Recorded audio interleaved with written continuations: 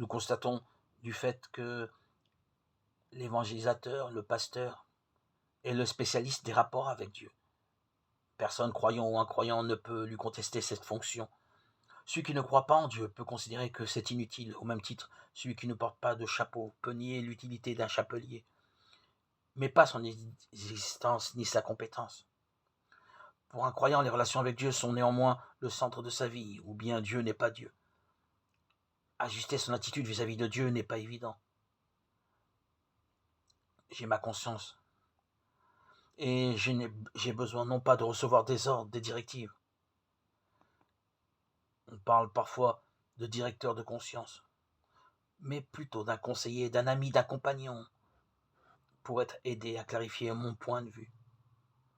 Je prends une comparaison, un kinésithérapeute peut, en fonction de l'état de mon squelette, de mes muscles, me dire les mouvements à faire pour maintenir ma forme physique. Ces massages, pour efficaces qu'ils soient, ne dureront que peu de temps. La sécurité sociale les limitera.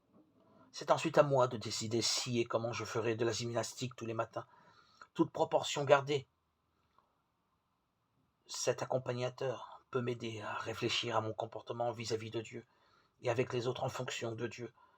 Cela peut se faire individuellement ou collectivement. C'est ensuite à moi de conduire ma vie en accord avec ma conscience. Un chrétien ne peut vivre seul, en ermite. Il a besoin d'une aide, d'un ami, d'un guide.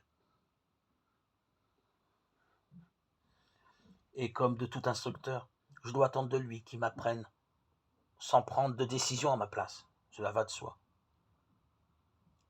Quel équilibre difficile à trouver.